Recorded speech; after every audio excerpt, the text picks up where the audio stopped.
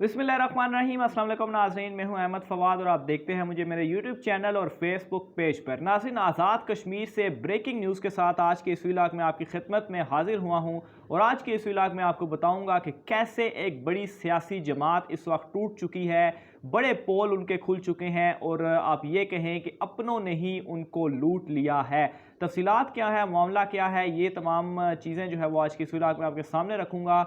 जबकि दूसरी जानिब नाज़रीन, राजा फारूक हैदर इस वक्त फुली फ्रस्ट्रेट हो चुके हैं। ऑब्वियसली उन्हें अपनी कुर्सी जाती हुई दिखाई देने लग चुकी है।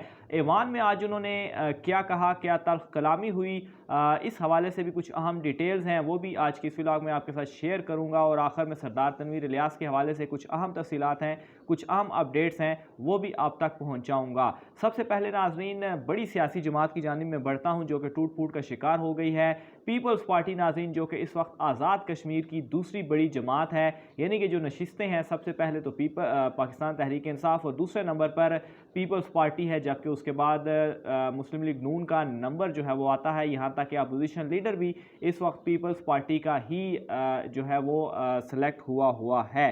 तो पीपल्स पार्टी के एक सीनियर रहनुमा है नाज़रीन आज़ाद कश्मीर के, उनकी जानिब से बहुत अहम तफसीलात या डिटेल्स जो हैं या जो भांडा है वो पीपल्स पार्टी का खोला गया है। ख़ास तौर पर इलेक्शंस के दौरान किस तरह से पार्टी की जो टिकट्स थी वो तकसीम की गई और ख़ास तौर पर इस वक्त पीपल्स पार्टी का आज़ाद कश्मीर में अपनी पार्टी के ऊपर किस तरह से कंट्रोल ख़त्म हो चुका है। बहुत अहम उन्होंने डिटेल्स जो हैं वो बताई हैं। तो उनकी जानिब बढ़ता उन्होंने ये जो नाम है, सबसे पहले नाम मैं आपको बता दूं, फिर उसके बाद डिटेल जो है वो आपको बताता हूं। तो ये है सरदार गुल नवाज़ खालिक एडवोकेट साहब, जो कि पीपल्स पार्टी के सीनियर रहनुमा है। इनकी जानिब से ये तमाम तर जो भांडा है वो फोड़ा गया है। ये नाजरीन पाकिस्तान पीपल्स पार्टी आज़ाद कश्मीर से मुस्ताफ़ी होने वाले पार्टी के साबिक डिप्टी सेक्रेटरी जनरल और साबिक चेयरमैन PFC जो हैं वो रहे हैं, सरदार गुल नवाज़ खालिक एडवोकेट साहब।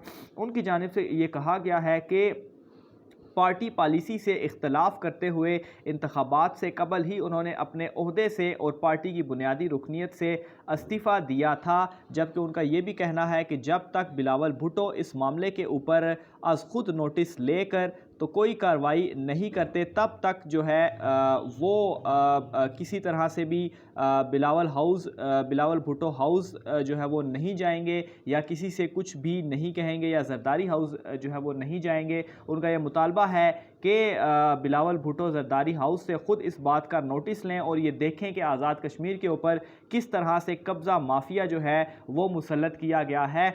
यहाँ पर नाज़रीन उनकी जानिब से एक नाम भी लिया गया और वो नाम था फैसल राठौर का। उनकी जानिब से ये कहा गया है कि फैसल राठौर नामी एक शख्स, जिसके जो वालिद साहब थे, उसने 1990 में पार्टी की पीठ में छुरा घोंपा। इन लोगों का पीपल्स पार्टी के नज़रियात से दूर दूर तक का भी ताल्लुक़ या वास्ता नहीं है। फैसल राठौर के वालिद ने बीबी रानी की तस्वीर की बेहुरमती की। बिलावल भुट्टो को इन तमाम चीज़ों का इल्म नहीं है कि इनका नाम कैसे इस्तेमाल करके कारकुनों को पार्टी से निकाला जा रहा है। हम पीपल्स पार्टी को माफिया से आज़ाद कराने की जंग जो है वो लड़ रहे हैं। इसके अलावा उनकी जानिब से ये भी कहा गया कि उनके जो आबाओ अजदाद थे उन्होंने डोगरा राज के ख़िलाफ़ जंग लड़ी, तो भला ये कैसे मुमकिन हो सकता है कि इन सारे माफिया के सामने वो मिन्नत तरले जो है वो करने पर आ जाएं। इसके अलावा उनकी जानिब से ये भी कहा गया कि पीपल्स पार्टी पर ये जो माफिया मुसल्लित है, जो कि आज़ाद कश्मीर में उसने कंट्रोल संभाला हुआ है, जो इंतखाबात हुए थे उसमें पार्लिमानी बोर्ड बनाने से कबल ही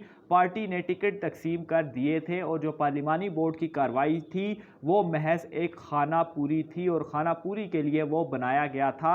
यहाँ तक कि पार्लिमानी बोर्ड में नीलम और पलंदरी के जो मेंबर थे उन्हें शामिल ही नहीं किया गया। तो ये एक वो टोला है जो कि आज़ाद कश्मीर में इस वक्त मुसल्लत है और ऑब्वियसली बिलावल भुट्टो का इन तमाम बातों से ये चीज़ साबित होती है कि इस वक्त आज़ाद कश्मीर में उनका कंट्रोल जो है वो खोता जा रहा है। और जो कुछ इंतखाबात में हुआ, ख़ास तौर पर ये पार्लिमानी बोर्ड के हवाले से और ये जो टिकटों की तकसीम के हवाले से जो उन्होंने इंकशाफात किए हैं, ये नाज़रीन बहुत हैरान कुन है और तशवीशनाक हैं। इसके अलावा उनकी जानिब से ये भी कहा गया कि उनकी जो जंग है वो इसी टोले के ख़िलाफ़ है और इस टोले ने शहीद भुट्टो और शहीद बीबी की जो पार्टी है उनको तबाह बर्बाद कर दिया है।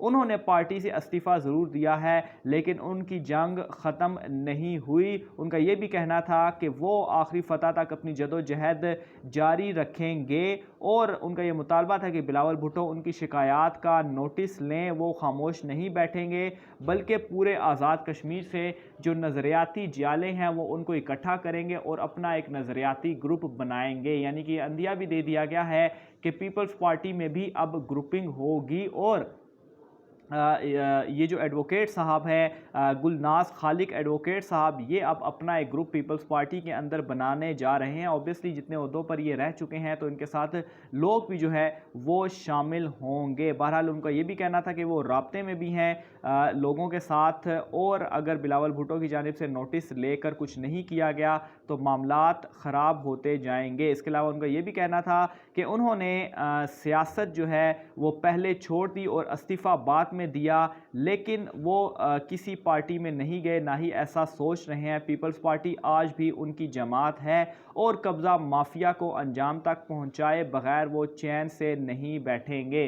नाज़रीन, सबसे पहले तो मुस्लिम लीग नून जो कुछ राजा फारूक हैदर के साथ हुआ और अब पीपल्स पार्टी के हवाले से ये जो इतलात हैं ऑब्वियसली ये चीज़ साबित करती हैं कि आज़ाद कश्मीर में इलेक्शन तो हो चुके हैं लेकिन अब मामलात दिन ब दिन बिगड़ते जा रहे हैं। इवन के PTI की जो हुकूमत है उनमें जिस तरह से सरदार तनवीर इलियास साहब जो हैं वो जिस तरह से ग्रुपिंग वगैरह कर रहे हैं या उनके जो मामलात चल रहे हैं और फिर ऊपर से ये अपोजिशन के मामलात, तो आज़ाद कश्मीर जो असम्बली है ऑब्वियसली उसमें अब गहमा गहमी रहेगी।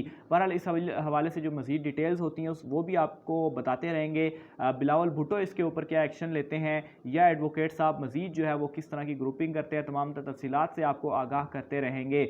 दूसरी तरफ नाज़रीन मैं बढ़ता हूँ ख्वाजा राजा फ़ारूक हैदर साहब। तो राजा फ़ारूक हैदर जिनके हवाले से उनकी जो कुर्सी थी वो ख़तरे में थी और जैसा कि उन्हें नून लीग की जो पार्टी सदारत से हटाए जाने के हवाले से जो ख़बरें भी सामने आई और कुछ नाम भी सामने आए, तो राजा फ़ारूक हैदर ऑब्वियसली इस हवाले से भी काफ़ी ज़्यादा डिस्टर्ब हैं और इस चीज़ का मुज़ाहरा आज उन्होंने ऐवान में भी किया। ऐवान में उन्होंने क्या किया, ऑब्वियसली जो हुकूमती वज़रा थे उनके ख़िलाफ़ उन्होंने कुछ अल्फाज जो है वो इस्तेमाल किए। ख़ास तौर पर माजिद ख़ान को उन्होंने ये ताना दिया कि ये हुकूमती वज़रा हैं जो कि 6 पार्टियां बदल कर जो है वो यहाँ पर आए हैं, जिस पर माजिद ख़ान और जो हुकूमती और भी लोग थे जिनमें चौधरी रशीद थे वो खड़े होकर उन्होंने एहतजाज जो है वो किया और ये कहा कि किसी तरह से भी कोई बदमाशी नहीं चलेगी। एहतराम का मतलब ये नहीं कि कोई भी उठे और बेइज्जती कर दे और जो है वो हम बदमाशी नहीं चलने देंगे।